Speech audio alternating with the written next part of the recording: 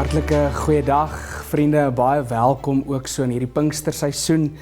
Die wonderlike wete dat ons ook so in die Here deur sy Gees saam getrek word.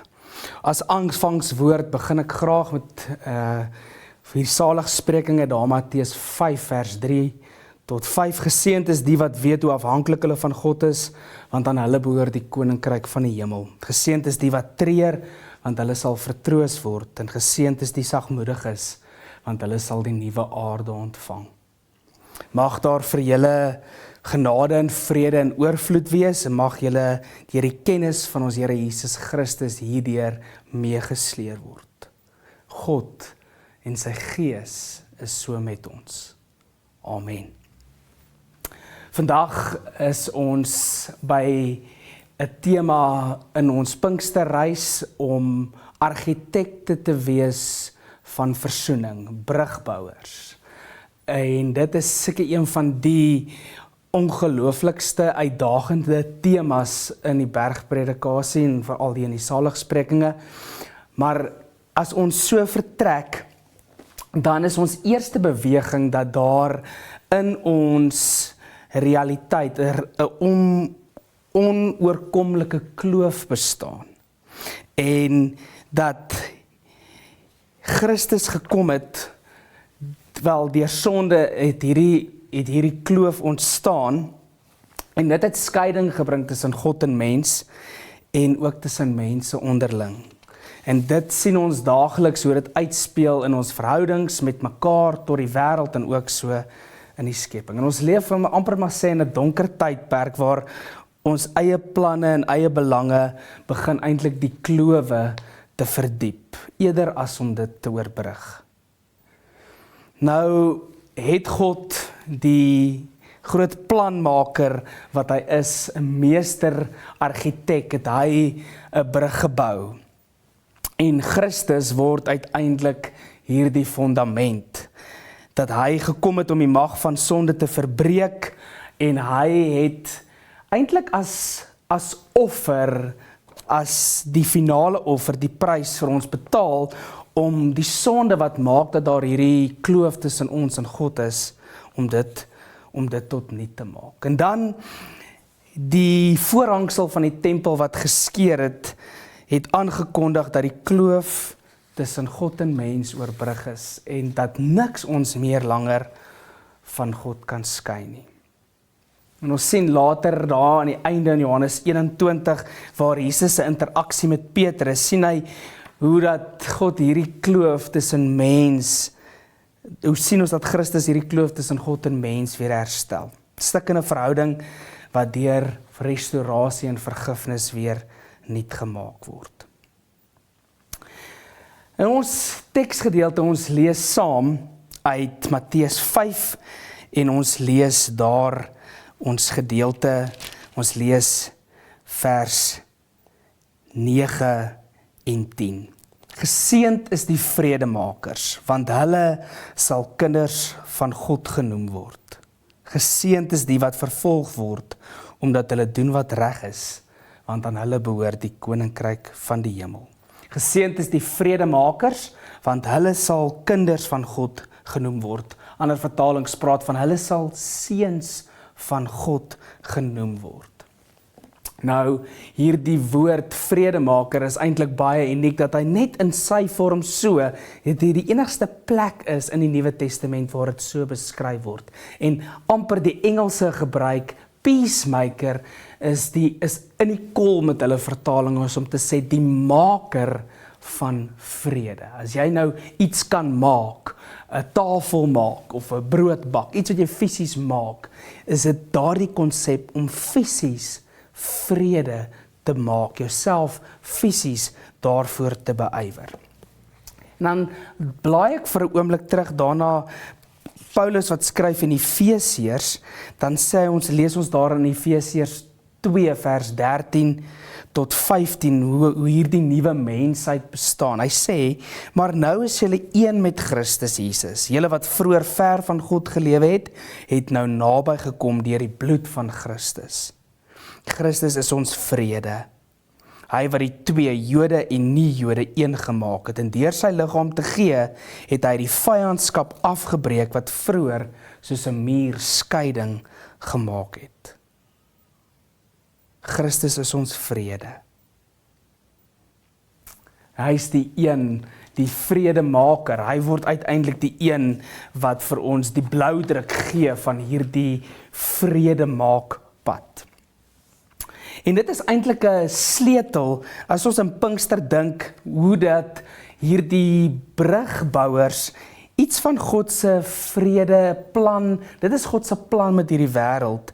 En hy doen dit deur sy Gees wat op 'n unieke wyse ons beraader, ons trooster en ons lei tot in die waarheid.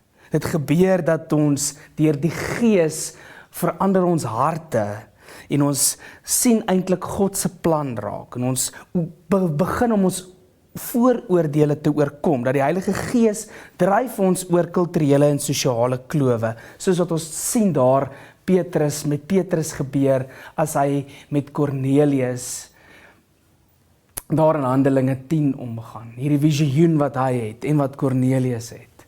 En dat dit eintlik teen alle sosiale normes indrys.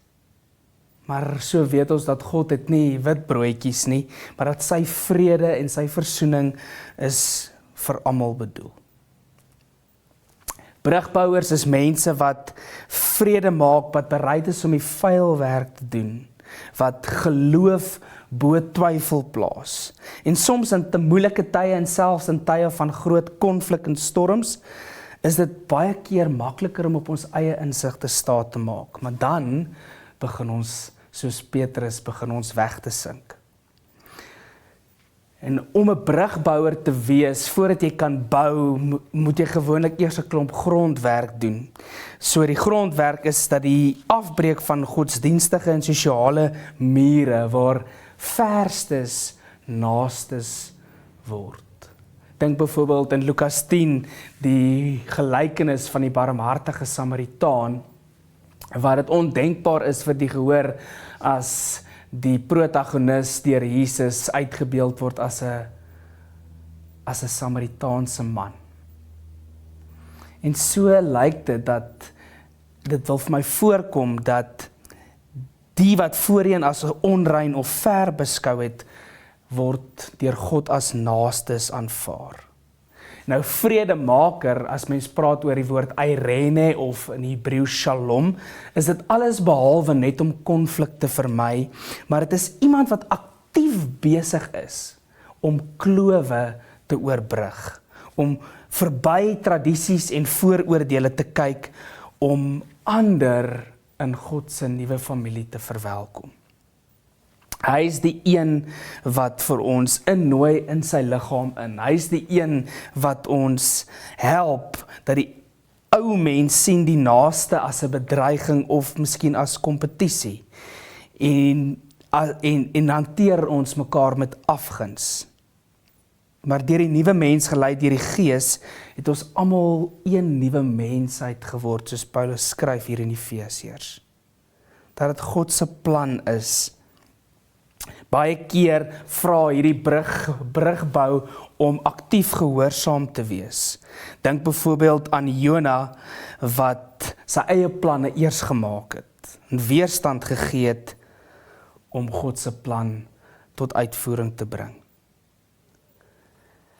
Nou, 'n brugpraktyk of brugbou of om 'n argitek van versoening te wees, transformeer die abstrakte konsep van vrede na 'n daaglikse leefstyl van om mense te soek wat ver voel, of dit nou weens hartseer, sonde of sosiale isolasie is, hulle weer by Christus se nuwe familie in te lyf.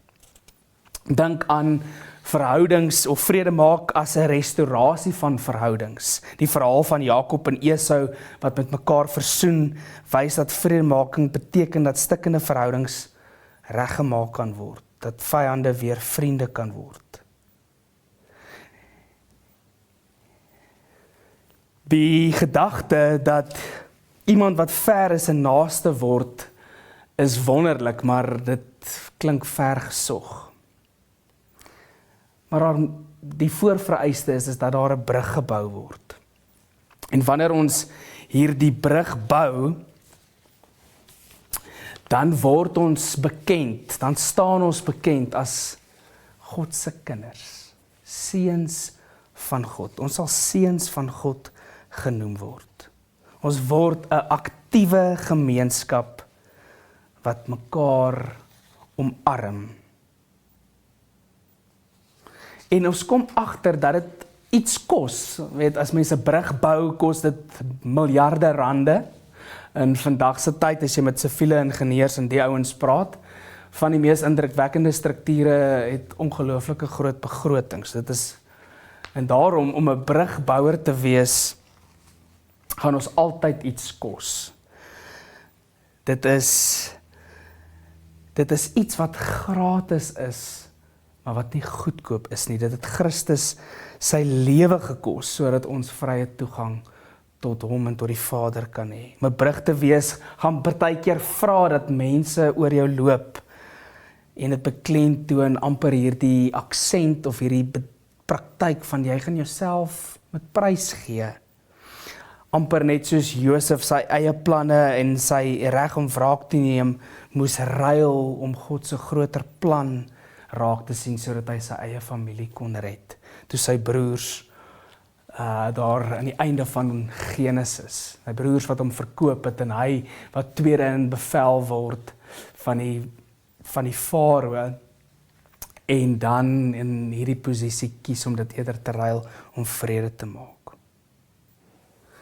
Dis 'n koninkryk praktyk wat nie eenmalig is nie, maar 'n leefstyl, amper soos om 'n legkaart te bou en elke daad van versoen of vergifnis is 'n stukkie wat in plek val om God se groter prentjie en sy nuwe aarde sigbaar te maak. Ons tema vir hierdie Pinksterreeks is mos juis om die hemel af aarde toe te bring. Is dat dit wat in die hemel die norm is, dat dit gedei, dat dit floreer hier op aarde. Nou vredemaking in 'n verdeelde land, veral in 'n land soos ons is dit amper onmoontlik of voel dit amper onmoontlik. Dit herinner amper aan die gedagte waar Petrus op water moes loop. Maar solank hy op Christus as die meester brugbouer en planmaker fokus, sal ons nie soos hy sink nie. En dan is dit ook belangrik om te vra dat watter rol speel die Gees in hierdie brugbou realiteit. Die Gees is 'n helper en bemagtiger wat ons help. Hy is die een wat die eenheid skep. Hy is die een wat ons perspektief vernuwe. Help ons om 'n hart te ontwikkel dat ons nie op ons eie insig te staat maak nie, maar God se wil soek. Die afbreek van sosiale en kulturele klowe breek die Gees vooroordele af. En dring vir Petrus tot in Kornelius se huis, sodat hy en sy familie tot geloof kan kom en ook deel kan wees. En dan die krag van getuienis, die Heilige Gees gee vir ons by Pinkster, het mense in verskillende tale, kon hulle verskillende tale verstaan, en is die kommunikasieklowe oorbrug, sodat almal die boodskap kon hoor.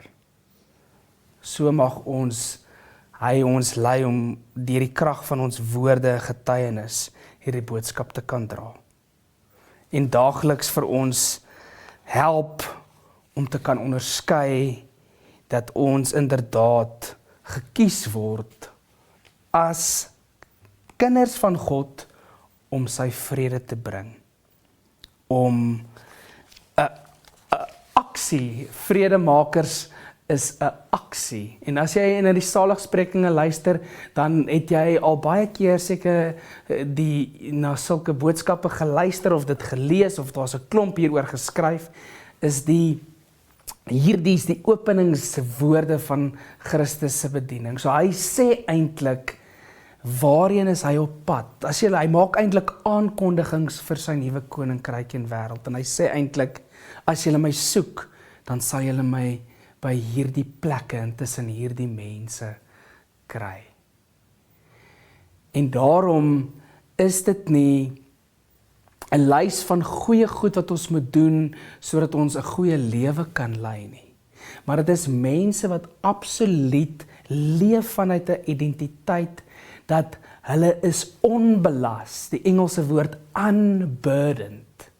Hulle het 'n diep vrede en 'n vergenoegdheid, makarios, geseënd, gelukkig, tevrede, in die lig en in die nadraai van ongelooflike vervolging en die wind van voor. En daarom sê hy dat die wat treur sal vertroos word. Die wat so in die grond in afgerem word, hulle sal ware vrede ken. En daarom is dit, jy hoor amper die beeldspraak, maar meer as dit net poësie is of mooi taal is dit beloftes van God self. En dan in hierdie tweede helfte, hier vanaf vers 7 tot 12, dan hoe lyk die bringers van hierdie omgekeerde koninkryk? En mag ek en jy deur vredemaker te wees, nie net die afwesigheid of konflikte vermy nie, maar fisies aktief daarmee besig wees om vrede hier te bring, daar waar ek en jy ook beweeg. Mag die Here vir ons so deur sy Gees in staat stel om dit ook te kan doen. Amen. Ons sluit ons saamwees so af, en mag jy deur die Gees gestuur word, en mag sy goedheid en mag sy genade jou in hierdie Pinksterseisoen omhels en vergesel. Mag die God van vrede julle toerus met alles wat goed is om sy wil te doen. En mag julle ervaar dat hy altyd by julle is, selfs tot aan die einde van die wêreld. Gaan in vrede en wees ook hierdie argitekte van versoening in sy koninkryk. Amen.